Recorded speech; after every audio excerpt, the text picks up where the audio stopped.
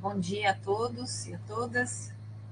Meu nome é Ivani Malvestiti, sou do Departamento de Química Fundamental da UFPE e minha área de atuação é Química Orgânica. Eu queria primeiramente agradecer à professora Arlene pelo convite para participar do webinário aqui do Centro de Excelência para Pesquisa em Química Sustentável, e o tema que eu escolhi para o webinário é mecanoquímica em sínteses verdes, orgânica e coordenação. A mecanoquímica é muito mais abrangente, ela está presente em todas as áreas da química, mas eu gostaria de apresentar alguns exemplos da literatura e alguns resultados nossos, justamente na área de química orgânica e química de coordenação. Então, o primeiro ponto é justamente a química verde, né? E, nesse aspecto, eu gostaria de destacar esse trabalho do Paul Anastas, de 2018, do Green Chemistry, onde ele introduz The Green Chemistry Tree. E esse trabalho é muito interessante porque ele descreve justamente a evolução da química verde nos últimos 20 anos. E essa analogia com a árvore é muito legal, muito interessante, porque ele descreve justamente que a química verde ganhou raízes, se fortaleceu, cresceu, e ele utiliza justamente os galhos das árvores, da árvore, para representar os princípios da química verde, e cada uma das folhas é justamente um avanço da química verde nesses últimos 20 anos.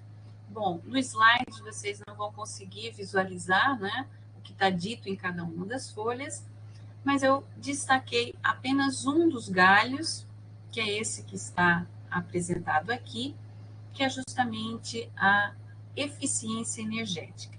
E nesse galho a gente pode observar algumas folhas como a irradiação por micro-onda, ultrassom, fotocatálise, e nós temos aqui justamente uma folha da mecanoquímica.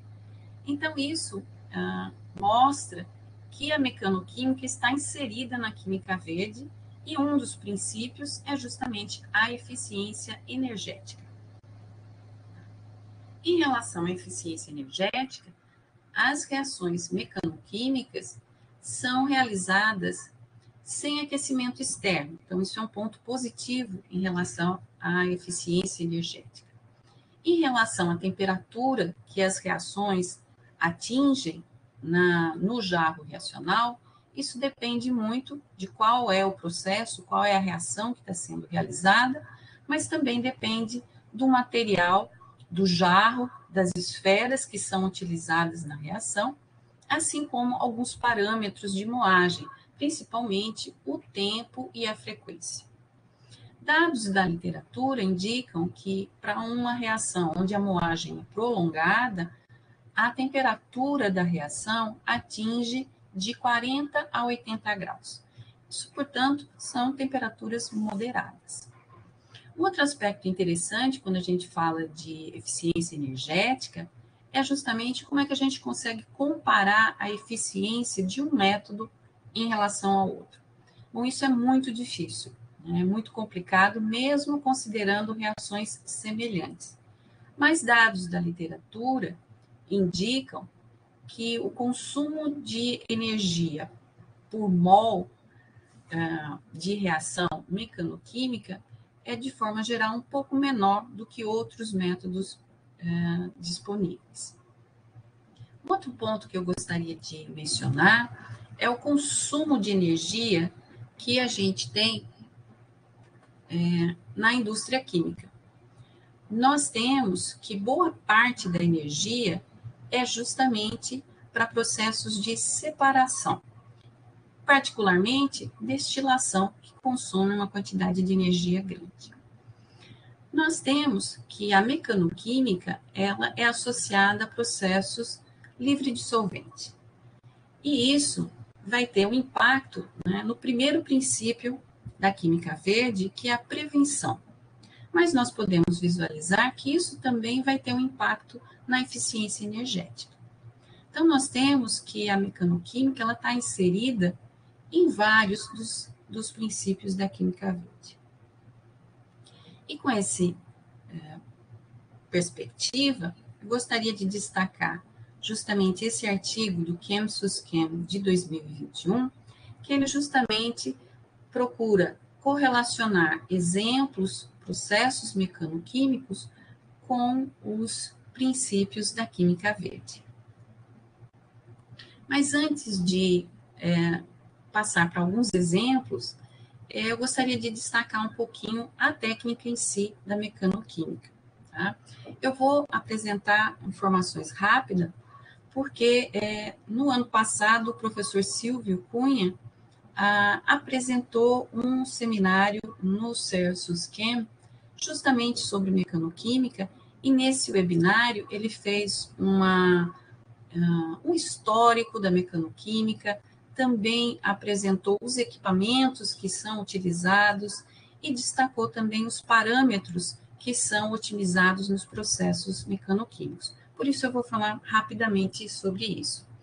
Nós temos que a mecanoquímica pode ser realizada, não é, em processos manuais, como utilizando almofarias e pistilo, mas pode utilizar também processos automatizados, como a utilização de moinhos. O moinho planetário e o moinho vibracional são os mais utilizados para a escala de laboratório.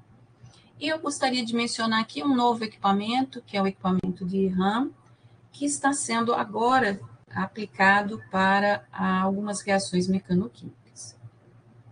Mas, além disso, no processo de otimização de uma reação mecanoquímica, a gente também tem que escolher o material do reator, ou seja, dos jarros utilizados, assim como das esferas.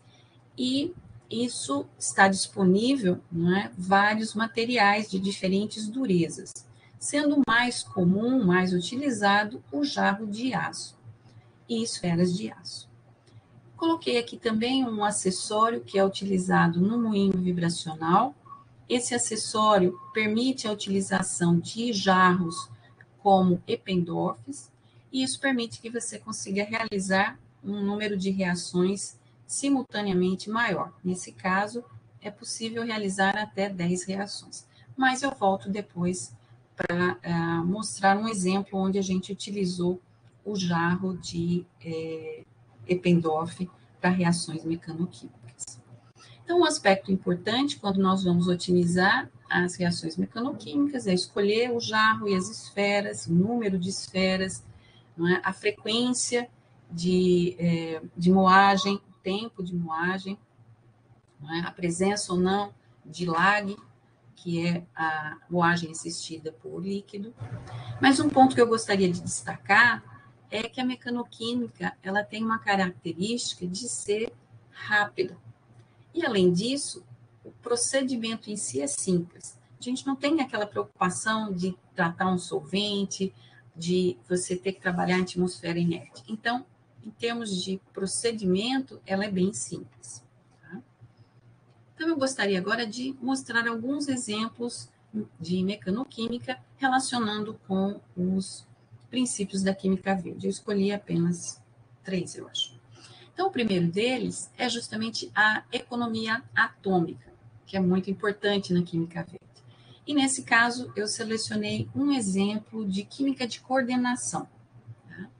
O que a gente tem que, normalmente, as redes de coordenação, elas são preparadas a partir dos sais metálicos. E isso faz com que os contraíons não vão ser incorporados nos produtos. E isso gera, não é, uma menor eficiência atômica, e principalmente a gente tem que pensar em qual é o resíduo que é gerado nesses casos, tá? Que são, por exemplo, HX, ácido nítrico, dependendo do sal utilizado. Então, esse exemplo, que é de 2009, do grupo do professor Tomislav, ele desenvolveu um método mecanoquímico de preparação de redes de coordenação usando óxido de zinco. E o que é importante na reação usando o óxido de zinco é que o subproduto é água, que é muito mais amigável. Então, é interessante nessa perspectiva.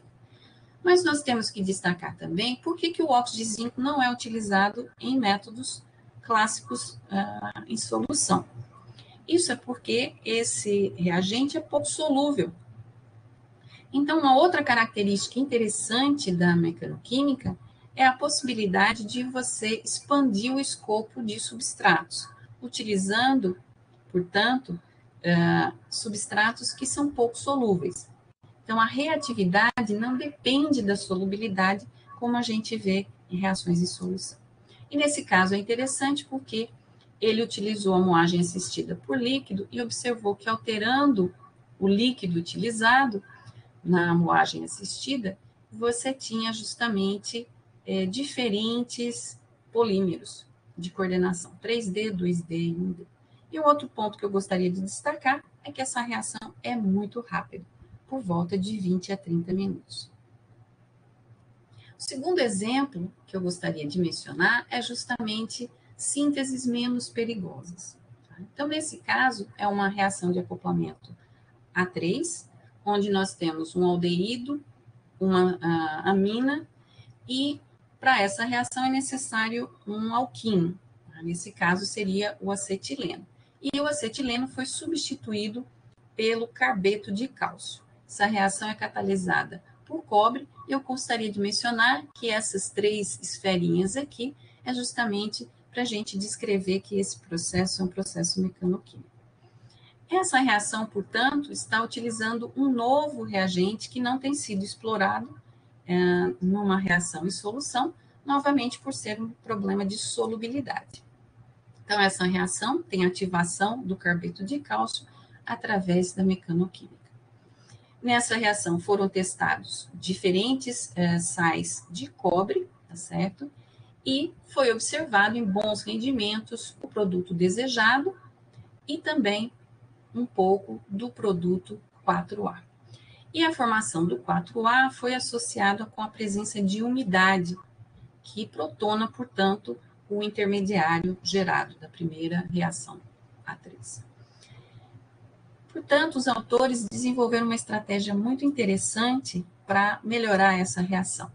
Eles utilizaram jarros de aço com uma esfera de aço, introduziram a amina no jarro e introduziram o carbeto de cálcio e o aldeído, que nesse caso é um aldeído sólido, em tubos capilares selados. Então, eles introduziram os capilares no frasco reacional, no jarro reacional, e, portanto, o contato entre os reagentes só vai acontecer após o início da moagem.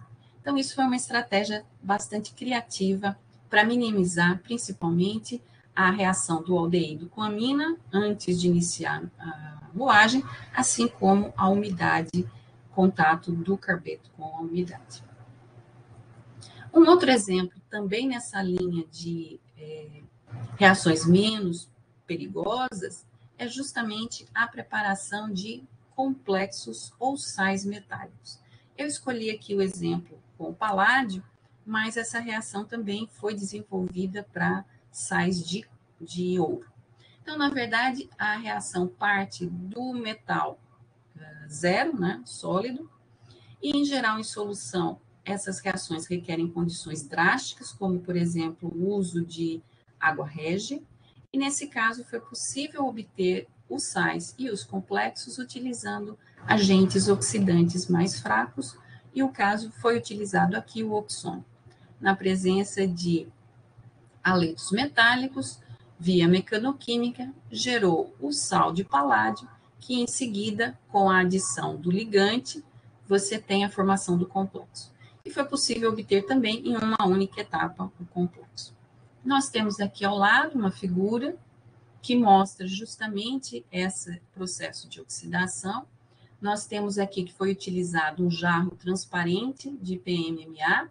Esses 2 primeiros exemplos é justamente a obtenção de sais de paládio, e esses 2 últimos exemplos aqui são sais de ouro. Um outro aspecto interessante, né, dessa metodologia desenvolvida é que é possível utilizar uma estratégia semelhante para recuperar o paládio, que é o resíduo das reações de acoplamento Suzuki. Então, é uma estratégia bastante interessante e um exemplo de uma reação em condições menos drásticas. terceiro exemplo que eu gostaria, né, de comentar em termos de princípios é a catálise. E a reação que eu selecionei aqui é uma reação de cicloadição de azidas e alquinos.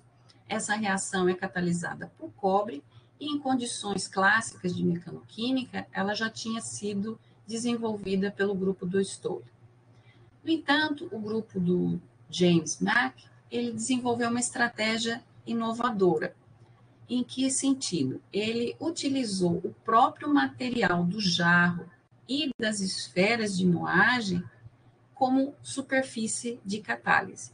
Então, ele realizou a reação de fenilacetileno e uma azida orgânica, introduziu num jarro de cobre e esferas de cobre e realizou a moagem por 15 minutos. E obteve o produto desejado em rendimentos acima de 95%. Quando essa reação é realizada em jarro de aço ou de teflon, logicamente ela não acontece porque não tem a superfície que é o catalisador. O grupo também tentou realizar a reação utilizando a síntese in situ da azida orgânica, então utilizou o alquino, o haleto orgânico e a azida de sódio, e nesse caso também utilizando o jarro de cobre, as esferas de cobre, só que nesse caso a reação foi bem lenta, 16 horas. Os rendimentos também são excelentes, mas é um tempo de moagem grande. E isso então está associado à geração in situ da alquiloazida, que é muito lenta. Um outro aspecto importante desse trabalho é que ele demonstrou que pode-se utilizar o jarro e as esferas inúmeras vezes. Então, é um exemplo de facilitador da recuperação do catalisador. Então, também é um exemplo bastante criativo, utilizando a mecanoquímica. Um outro aspecto que eu gostaria de mencionar é que a mecanoquímica pode ser uma ferramenta para obter produtos que são difíceis de ser obtidos em solução ou que não são acessíveis por esses métodos. Nós temos aqui um trabalho do grupo do Wang, e o objetivo desse trabalho era uma dupla cicloadição, um 3-dipolar, utilizando acetileno e com óxido de nitrila gerado in situ. E o objetivo era obter esse produto. Nesse caso, ele também utilizou o carbeto de cálcio e a aldoxina, na presença de um agente oxidante, o oxone, uma moagem por 30 minutos, e ele não observou nada do produto desejado, mas ele observou um novo produto, um produto inesperado. E, para justificar a formação desse produto, ele fez outros experimentos e observou que o carbeto de cálcio não participa dessa reação, então ele realizou a reação na ausência do carbeto com diferentes oxidantes e observou que o melhor realmente era o oxone. Nesses experimentos, ele propôs esse composto como intermediário e, portanto, ele sintetizou esse intermediário e realizou a reação novamente mecanoquímica, usando oxone e uma base, e obteve novamente esse produto. Então, é um exemplo de uma reação em que gerou um novo produto inesperado e que não foi obtido em solução. Bom, eu gostaria de mostrar alguns exemplos do laboratório. E aí, o primeiro exemplo é justamente o nosso trabalho de alilação.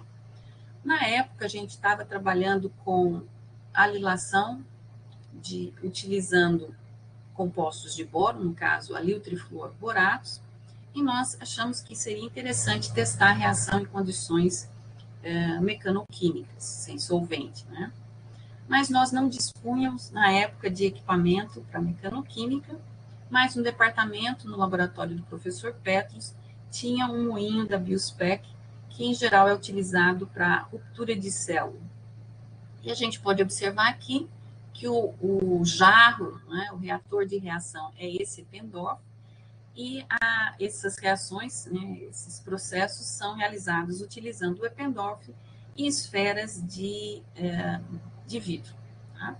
Então, nós resolvemos testar a reação de alilação usando esse equipamento, né, que não é utilizado de forma geral para reação mecanoquímica, e nós observamos que a moagem sem solvente, né, não levou ao produto, e aí nós resolvemos fazer a moagem assistida por líquido e testamos com diclorometano, já observamos um rendimento de 23%, e aí utilizando uma mistura de dicloro e água, a gente conseguiu observar que o rendimento melhorava.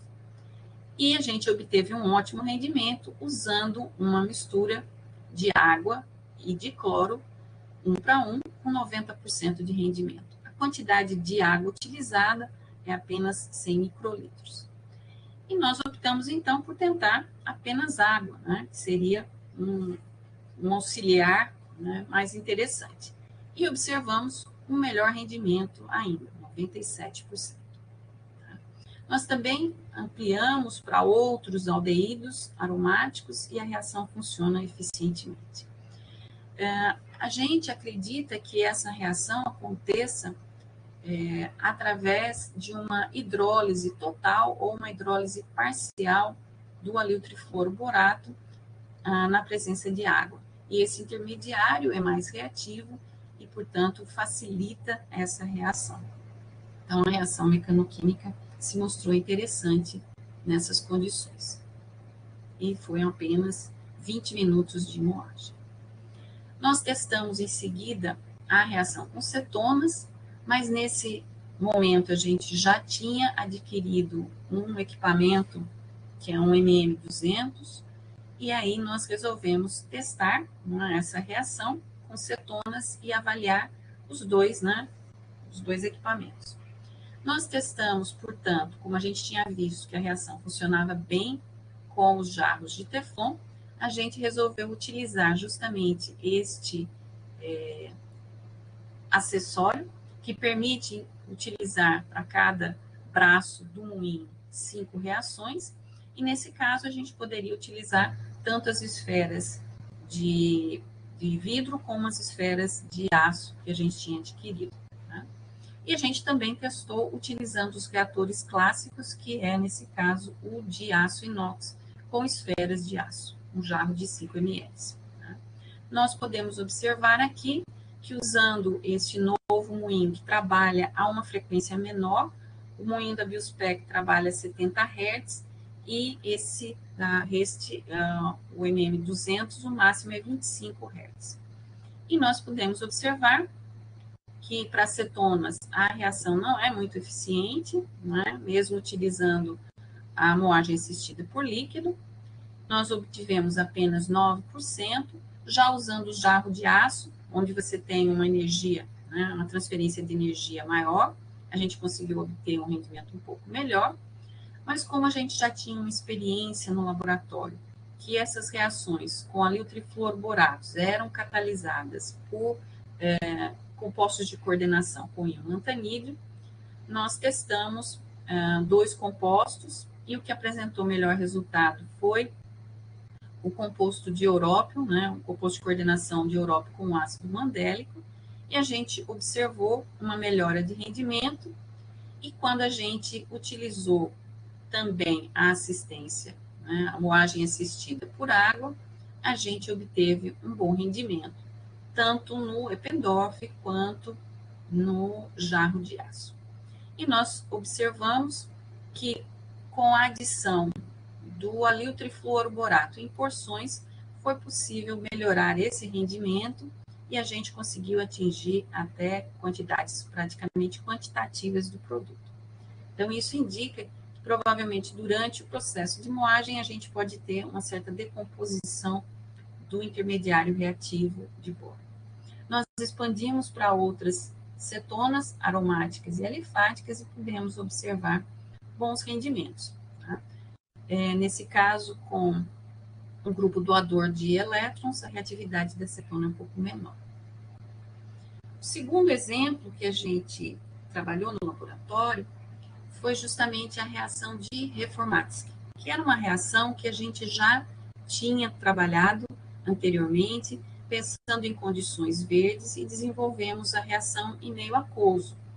Então, nós queríamos avaliar a diferença de comportamento dessa reação utilizando o processo mecanoquímico, que seria, portanto, sem solvente.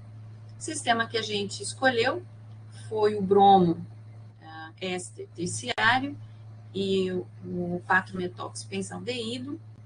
Os primeiros testes a gente fez para tentar otimizar a estequiometria, e aí os melhores resultados foram utilizando excesso de zinco e excesso também do bromo éster.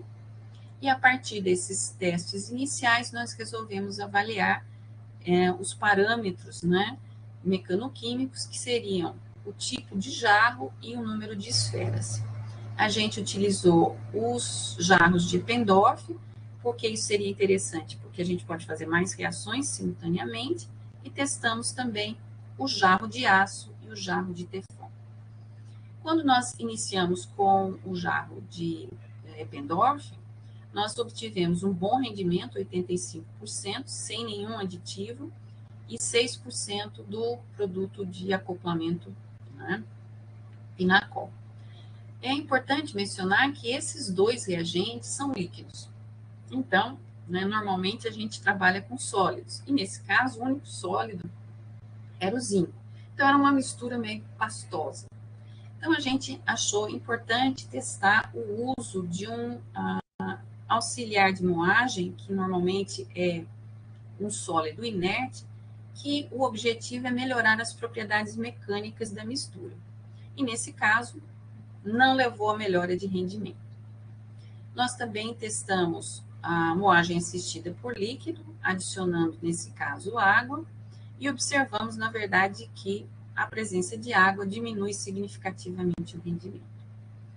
Podemos observar que, comparando o número de esferas no jarro de aço ou no jarro de Teflon, a gente não tem variação muito significativa de rendimento. E também em relação ao Eppendorf. Portanto, nesse caso, o material do meio de moagem, o jarro e as esferas, não são importantes.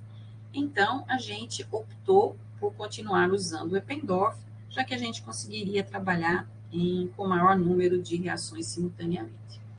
Nós testamos, portanto, também o éster secundário e primário, ou seja, o bromopropionato e o bromoacetato, com diferentes aldeídos, né, para obter um certo hidroxiéster, e a gente obteve ótimos resultados, tanto com aldeídos aromáticos como com aldeídos alifáticos. Como a gente tinha uma informação, né, que em meio aquoso a reação de Reformatsky acontecia por um mecanismo que envolvia espécies radicalares, nós também testamos o uso de alguns aditivos. No caso, um iniciador radicalar, o peróxido de benzoíla, e um inibidor radicalar, o BHT. E nesse caso, a gente não observou nenhuma alteração no rendimento. A gente observou que a adição de água tem um impacto, a gente já tinha visto isso no slide anterior, mas quando nós utilizamos o éster secundário, que é o propionato, ou o acetato, aí o rendimento realmente caiu significativamente. A gente só observou o produto em 3% de rendimento. Então, isso é um indicativo que, para essas condições mecanoquímicas, a reação envolve uma espécie organometálica de zinco, que nesse caso é gerada in situ, sem a necessidade de a gente trabalhar em condições anhidras ou atmosfera inerte. Nós resolvemos também comparar os nossos resultados, né, com os métodos descritos na literatura. Então, nós temos aqui os nossos resultados, né, para o método mecanoquímico, e a gente obteve bons resultados, inclusive com aldeídos alifáticos, e nós observamos o método em meio aquoso, onde a gente tem que com o éster terciário o rendimento é bom, mas com os ésteres, bromoésteres secundários e o bromoacetato, o rendimento é moderado, mesmo na presença de um iniciador radicalar, no caso o peróxido de benzoíla. Para corroborar a proposta de que a reação em meio aquoso envolvia espécies radicalares, o departamento né, o grupo de eletroquímica também estudou a reação de Reformatsky em condições eletroquímicas e realmente observou a formação do produto a partir do éster terciário em bom rendimento, rendimento moderado com o éster secundário, mas não observou o produto com o éster com bromoacetato. Quando a gente estava trabalhando com esse sistema, teve a publicação pelo grupo do Duncan Brown no ChemSubSchem, justamente da reação mecanoquímica para a reação de Reformatsky, e nós temos aqui os dados, onde a gente pode observar que os nossos resultados foram um pouco melhores, principalmente quando a gente fala de aldeídos alifáticos. As nossas condições reacionais foram um pouco mais brandas, já que a gente fez a maior parte dos dados com o jarro de Eppendorf. Como as cetonas são menos exploradas na reação de Reformatsky, a gente resolveu testar, expandir para esses substratos, e a gente começou com a acetofenona e o éster terciário, e novamente a gente obteve sem nenhum aditivo um bom resultado, 80%. Testamos o uso de um auxiliar de moagem, o rendimento não melhora, e para a gente acompanhar também a situação em termos de formação de espécies radicalares, a gente testou adicionar o iniciador radicalar, que não teve nenhum impacto, mas quando nós adicionamos um inibidor, que é o BHT, a gente observou uma queda significativa nesse rendimento. E o mesmo também acontece na presença de água. Nós testamos, então, o bromoacetato, e nesse caso, a gente observou que a reação não ocorria na ausência do iniciador radicalar, no caso do peróxido de benzoílo, com exceção da fluoracetofenona, que é um substrato mais reativo, que a gente observou 20% do produto. Mas na presença de peróxido, a gente pode ver rendimentos bons, de 74% a 90%. A gente também testou com cetonas alifáticas, no caso com ciclohexanona, também obtivemos bons resultados. Mas a gente viu que nesse caso, mesmo com esse terciário, para obter um rendimento melhor, foi necessário a utilização de um peróxido. Então, nesse caso, a gente pode observar que o comportamento foi diferente da reação mecanoquímica, alterando o substrato. Para cetonas, há uma indicação de que espécies radicalares estão envolvidas. A gente ainda precisa fazer mais alguns experimentos que possam corroborar com essa proposta. Terceiro exemplo que eu gostaria de mostrar para vocês, né, é a reação de tiocianação de compostos aromáticos via funcionalização CH. A gente estava interessado em desenvolver métodos de formação de ligação carbono-enxofre, e aí nós escolhemos esse produto, né, a formação do tiocianato, porque a gente sabe que ele pode ser utilizado como substrato para a preparação de diversos grupos funcionais.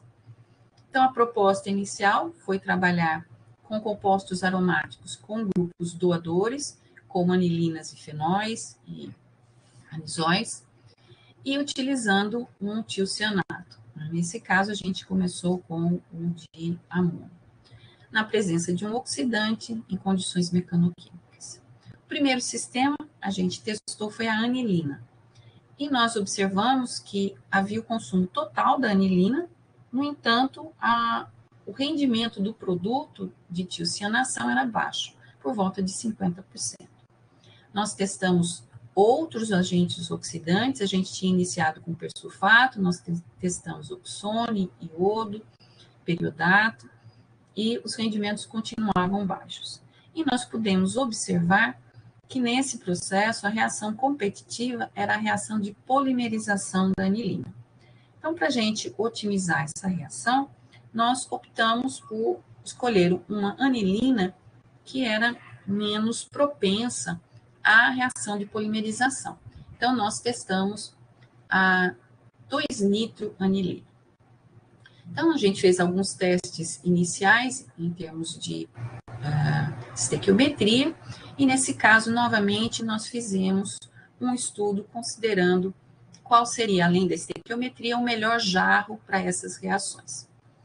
Nós observamos, inicialmente, usando um jarro de teflon, que a reação gerava o produto em 41% de rendimento, mas essas reações, a gente observava, na verdade, que parte do material da reação ficava ou na esfera ou no fundo do jarro. E isso é um problema porque você não tem uma transferência de energia eficiente, então você não tem uma boa reação. Então, para isso, uma das estratégias para melhorar isso é justamente a adição de um auxiliar de moagem. E nesse caso, nós optamos por utilizar a sílica como auxiliar de moagem e testamos a reação.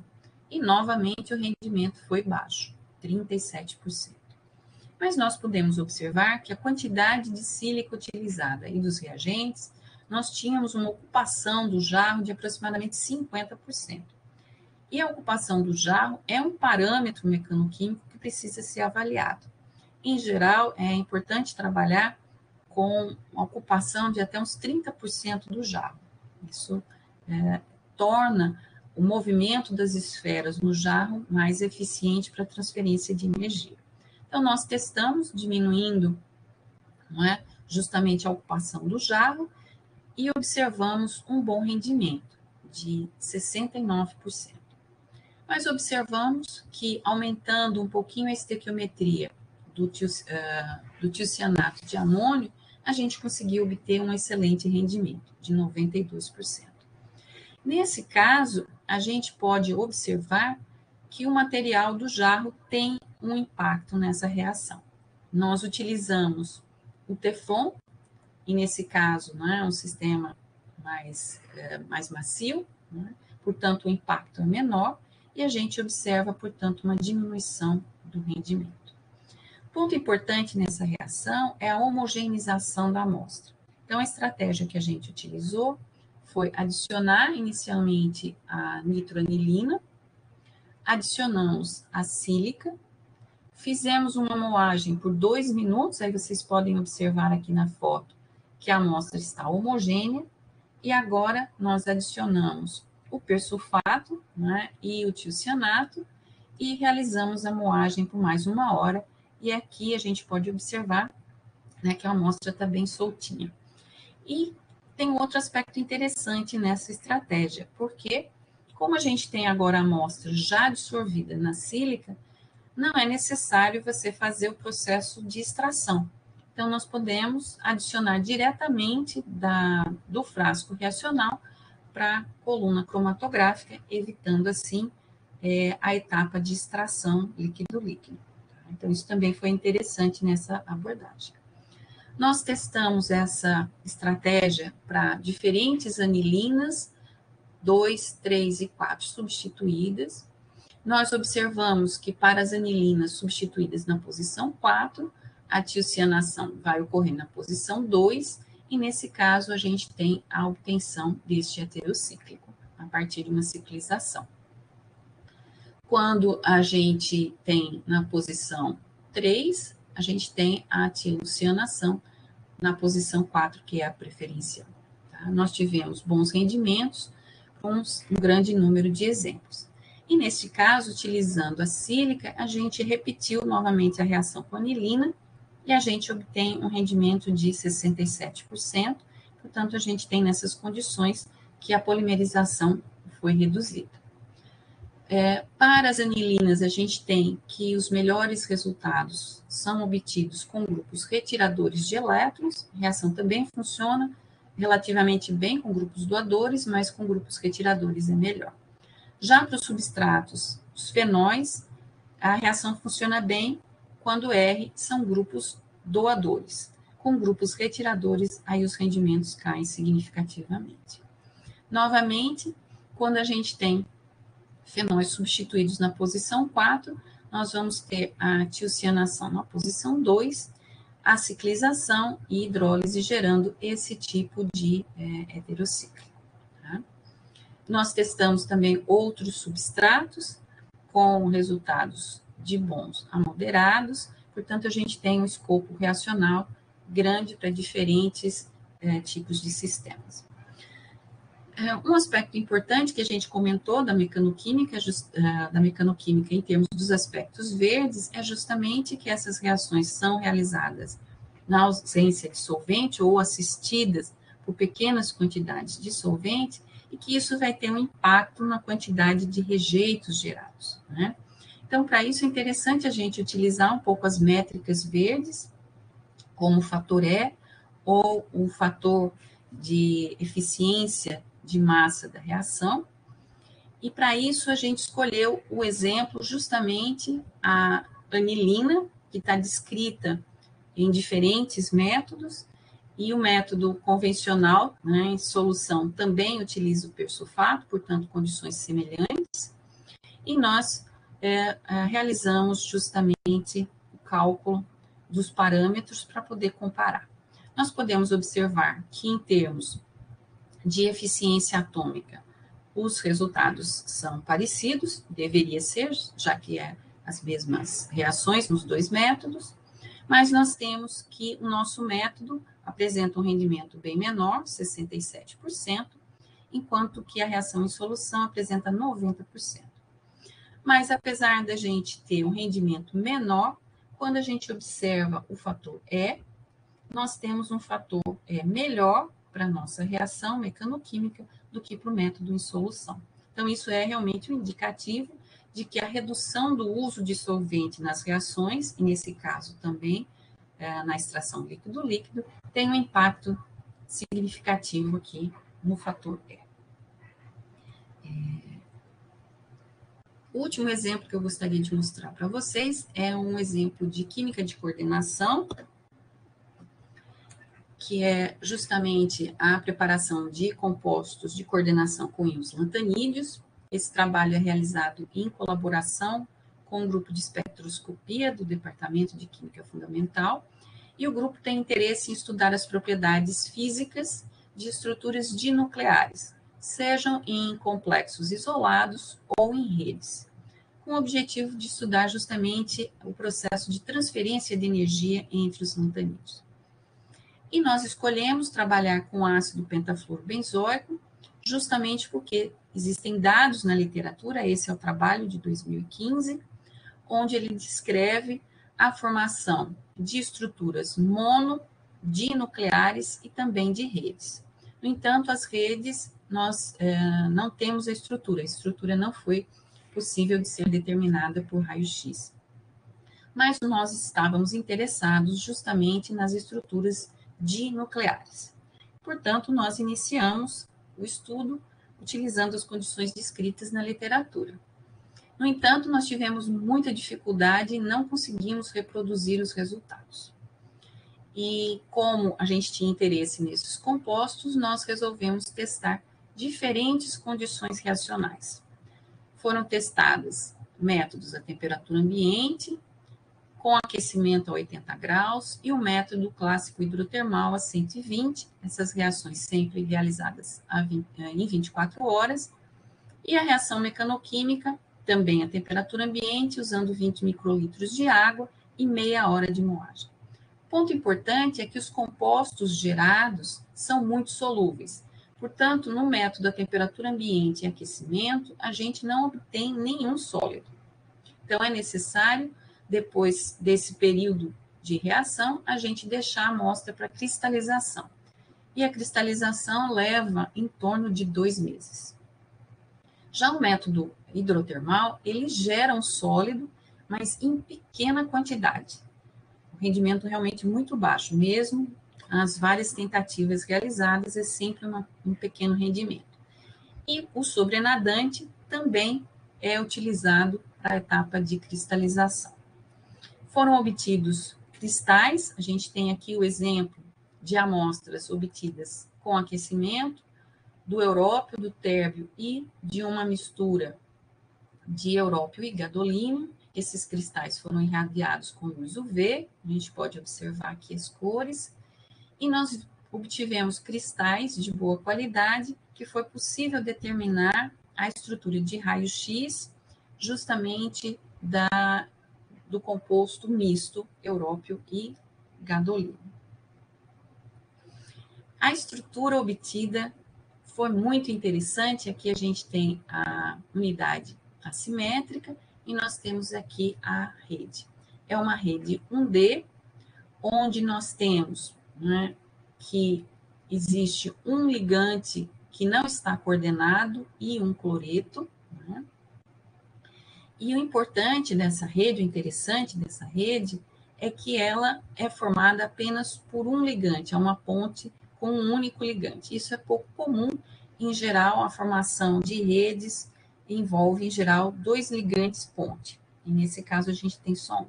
Mas, além disso, a gente tem uma outra característica que a gente também não observou na literatura, é a distância entre os íons lantanídeos. A distância é maior do que a gente encontrou na literatura e chega a 6,8 angstroms. Tá?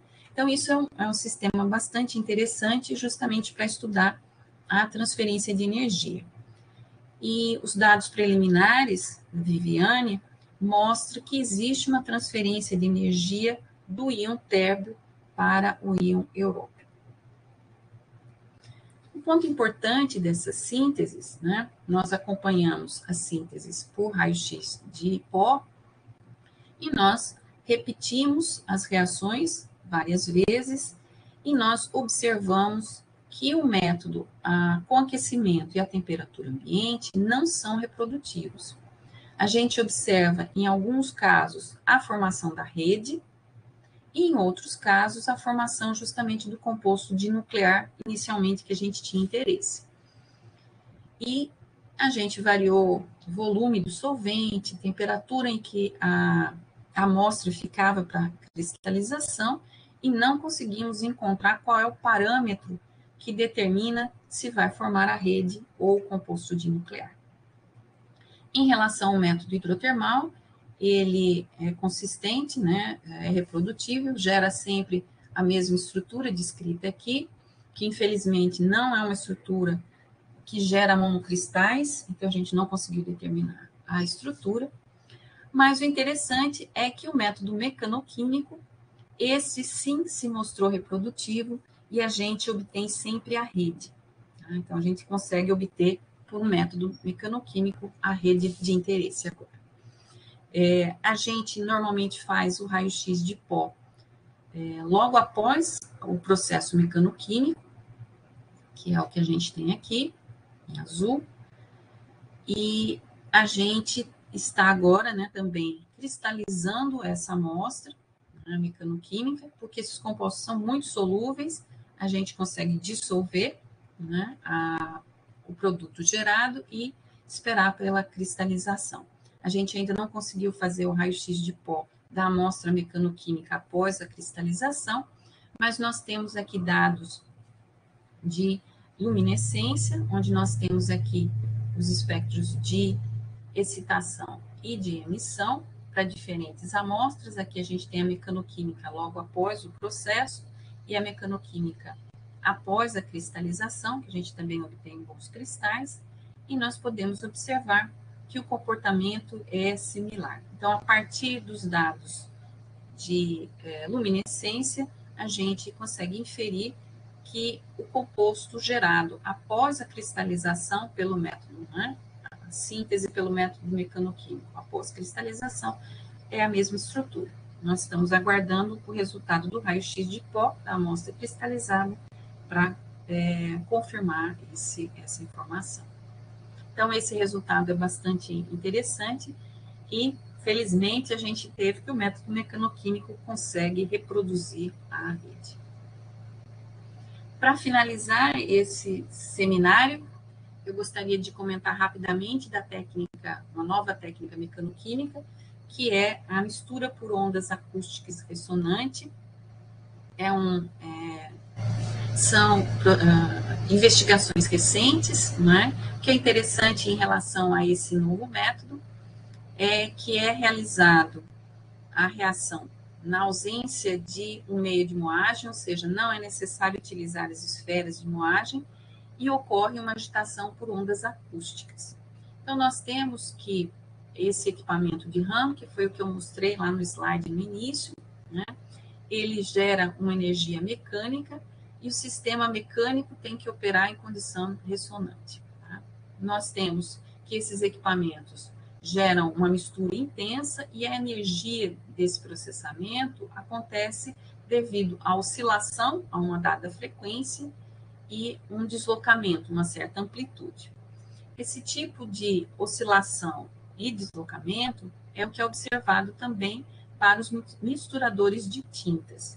Nesse caso, a frequência utilizada é baixa e a amplitude de deslocamento é grande.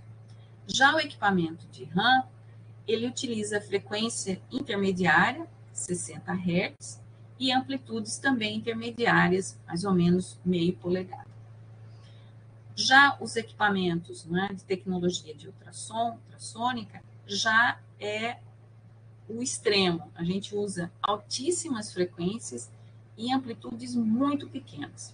Então, no caso do equipamento utilizado para a mecanoquímica, é justamente frequência intermediária e amplitude também intermediária. O que é interessante, né, é que esse tipo de processo, a energia transferida é medida em unidades de aceleração de gravidade. Então, dependendo do equipamento, a gente pode ter aceleração de até 95 ou 100 G. Então, é interessante. Como é que funciona este equipamento? Gostaria aqui de mostrar esse vídeo, onde a gente tem dois líquidos, né, e a gente pode observar, nesse caso, né, que a gente tem que o processo de mistura ocorre, né, pelas bordas do líquido, onde a gente vai ter uma perturbação desse líquido, e isso, que são chamados de instabilidades de Faraday, é que realizam o processo. O mecanismo que gera essa mistura depende do material que a gente tem. Nesse caso aqui, a gente tem um líquido viscoso e um sólido. E a gente vai observar que no final do processo a gente tem esse sólido bem disperso. Então, é uma tecnologia interessante porque gera uma mistura eficiente dos componentes. E essa tecnologia foi utilizada em processos mecanoquímicos. O primeiro trabalho foi em 2014, utilizando o RAM para a preparação de cocristais. Foram cocristais da carbamazepina e de diferentes conformadores. Tá? Esse é o equipamento utilizado e é interessante porque você pode utilizar escalas diferentes, só variando o tamanho do frasco, que é um frasco de plástico utilizado. Então, esse foi um dos primeiros trabalhos. Nós temos também um trabalho de aplicação de RAM assistida por líquido para preparação de MOFs. Nesse caso, foi utilizado a ZIF-8, que é a reação do óxido de zinco com 2-metil-imidazol. Nessa metodologia, foi necessário utilizar o processo assistido por líquido, já que a reação sem nenhum líquido, mesmo a 95 G de aceleração, que é a aceleração máxima nesse equipamento utilizado, só apresentou o material de partida, mas com a utilização de metanol e pequenas quantidades de nitrato de amônio, houve o consumo completo do óxido de zinco e a formação da ZIF-8 com a topologia sodalita. A gente pode observar aqui por raio-x de pó que realmente não tem mais nada de óxido de zinco, e o que é interessante é que foi possível otimizar essa reação alterando, justamente a aceleração. Foi possível obter o produto até em 15 G, e essa reação ocorreu em 60 minutos. É interessante porque também foi aplicado para misturas de ligantes diferentes, nesse caso o metil e o etil-imidazol, e a rede também foi obtida com a mesma topologia sodalita, e interessante que foi obtido na estequiometria utilizada, 1:1. enquanto que o método clássico mecanoquímico gerou mais de um ligante do que no outro na rede. Então, mostra que esse processo é um processo eficiente de mistura. E eu gostaria de mostrar o primeiro exemplo de aplicação de RAM em síntese orgânica. Esse trabalho ainda está em análise, né? E envolveu o estudo de 3 reações, todas reações catalisadas por metal de transição. A primeira reação é a reação de metástase de fechamento de anel, e a segunda foi a reação de metástase eno-ino, alqueno-alquino, ambas catalisadas por rutênio. E terceiro, a síntese de sulfonilureias catalisadas por cobre, e nós temos que algumas sulfonilureias são importantes ingredientes farmacêuticos ativos. Para a reação inicial escolhida, que foi a metástase de fechamento de anel, foram estudados alguns parâmetros, como a aceleração, o tempo de mistura, o uso de um líquido, a reação assistida por líquido, a temperatura e o catalisador. Só destacando aqui, foi desenvolvido um porta-amostra para utilizar nesse equipamento, que permite realizar até 15 amostras simultaneamente, e este equipamento também permite que circule água, né, a temperatura controlada, então é possível você também avaliar o efeito da temperatura. Tá? Então, essa reação foi testada e foi observado que, novamente, NIT, a reação não acontece, mas quando é adicionado pequenas quantidades de um líquido, seja nitrometano, clorofórmio ou acetato, a reação leva ao produto gerado. Em relação ao catalisador, foram testados os catalisadores de Grubbs e Roveda Grubbs, e foi observado que o de Roveda Grubbs de primeira geração era o que apresentava o melhor resultado.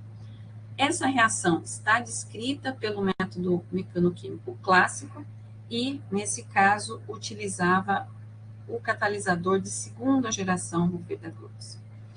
Em condições otimizadas, foi possível obter mais de 90% de rendimento, com 30 minutos de mistura e utilizando apenas 0,1% do catalisador de Roveda Grubbs.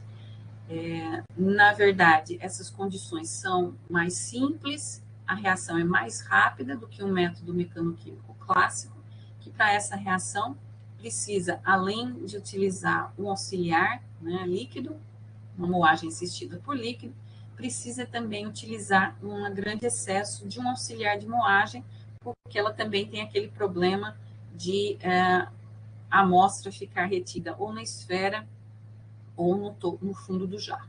Tá? E para a reação clássica também foi necessário a adição do catalisador em porções. Tá? Uma coisa interessante que foi feita também é que, nesse caso, foi estudado o perfil dessas reações, utilizando diferentes acelerações. A gente pode ver que, com 30 minutos, os rendimentos são os mesmos, praticamente, as 3 acelerações testadas, 90G, 60G e 30G, mas quando a gente olha em tempos menores, observa a reação em tempos menores, a gente observa que para 30G e 60G, até 20 minutos, a conversão era muito pequena. Isso é um indicativo de que, nessas reações, o processo de mistura não foi tão eficiente. E, aumentando a aceleração, essa mistura é mais rápida e a reação ocorre mais rapidamente. Também foi testado o aumento da temperatura, utilizando a água no porta-amostras a 45 graus. Isso proporciona, na mistura reacional, uma temperatura próxima de 30 graus. E nessas condições é possível reduzir ainda mais o tempo para 10 minutos, também com bons rendimentos. Usando, né, temperatura, foi obtido 92% de rendimento com acetato como auxiliar, né, o líquido auxiliar, e 92% com benzoato de metilo. e isso deve estar associado com perdas, né, do líquido durante o processo a essa temperatura. A segunda reação testada foi justamente a reação de fechamento do anel usando um alqueno-alquino. Essa reação não está descrita nas condições clássicas mecanoquímicas, mesmo nas várias tentativas não foi obtido o produto, mas usando o RAM assistido por líquido, usando 0,5 mol por cento do Ruvedagruves de primeira geração, foi possível obter rendimentos na faixa de 6 a 37%, usando uma aceleração de 60 G e 30 minutos. O solvente que deu o melhor resultado, né, foi o cloroformo. Quando ocorreu um aumento, né, da quantidade de catalisador e o aumento do tempo de mistura, o tempo da reação, foi observado um aumento do rendimento, mas a gente pode observar que não é compatível, né, com o que aconteceu, que dobrou a quantidade de ligante e dobrou o tempo reacional. Um outro aspecto importante é que foi observado que, alterando a aceleração, também não tem um impacto grande no rendimento dessa reação.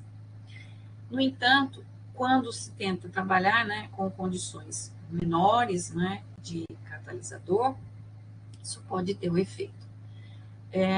Foi utilizado também a mesma estratégia utilizada para o método clássico, né, que é a adição em porções do catalisador. E aí, nessa situação, a gente obteve um rendimento bem melhor, chegou a 86%, com a adição de 1,5% por mol, né, de catalisador, isso em 3 porções, e utilizando o clorofórmio como líquido de assistência. E o melhor resultado foi de 95%, utilizando a adição do catalisador em 3 porções e utilizando a temperatura do porta-amostra, 45 graus. Tentativas de trabalhar a temperaturas maiores no porta-amostra levou a menores rendimentos, e isso deve estar associado à desativação do próprio catalisador de rutênio. Para finalizar, o nosso último exemplo é justamente as reações de sulfonil-ureias, né? Nesse caso, a ênfase é justamente nesse tolbutanamida, que é justamente um ingrediente farmacêutico ativo de interesse. Esse composto foi sintetizado pelo método clássico mecanoquímico, utilizando cloreto de cobre 5%, o lag e 2 horas de moagem. Usando o método RAM, com 30 minutos e 60 G e 5% do catalisador, foi baixo o rendimento, mas utilizando um líquido, já foi possível melhorar significativamente esse rendimento, e o melhor resultado é usando novamente o nitrometano.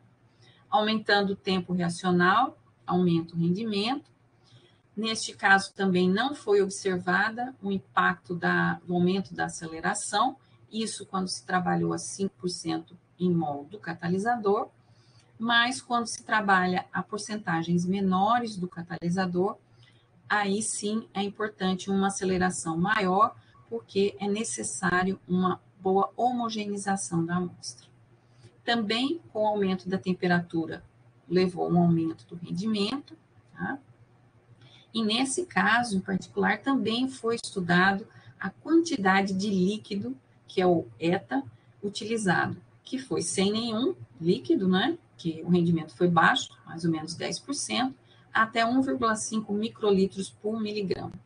E nesse caso, isso influenciou sim o rendimento, chegando a 88%, quando se utilizou 0,5 microlitros por miligrama de amostra. Então, essa é a melhor condição.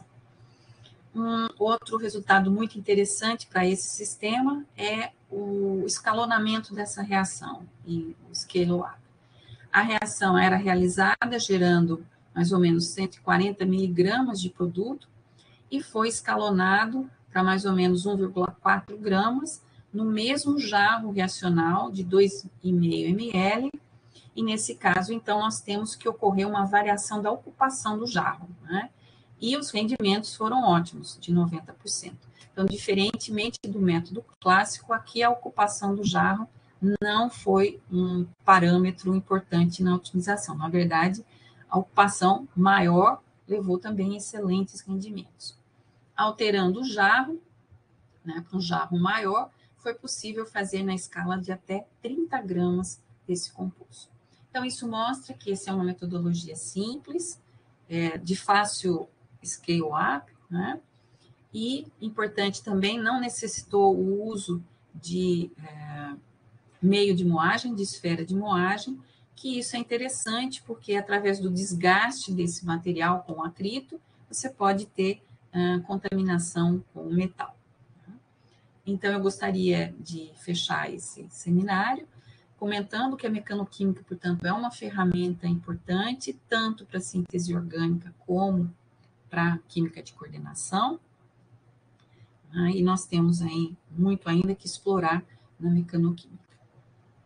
Eu gostaria de agradecer aos colaboradores, ao professor Tom Slavin, da Universidade McGill, ao professor Severino Alves Júnior e Ricardo Longo, que são do grupo de espectroscopia da UFPE, aos fontes de fomento, né, principalmente FACEP, CNPq, a UFPE e a McGill, e aos nossos estudantes. Quem trabalhou com química de coordenação foi Viviane. Viviane também foi a que estava à frente do primeiro trabalho, a reação de anilação, junto com Kelly. Kelly e Tiago, que não está nessa foto, foi o que trabalhou com a parte da reação de Reformatsky. A reação de tilcianação foi realizada pelo Edson. Nós temos aqui ainda Jéssica, Sara e Léo, que trabalham com a parte de química de coordenação, e nós temos aqui Lucas, que trabalha com a parte de medidas de difusão, e Margarete, que nos dá um apoio. Eu queria também agradecer a oportunidade de apresentar esse seminário, então agradecer ao Celsius Chem e também aos colaboradores deste centro. E obrigada pela atenção de vocês.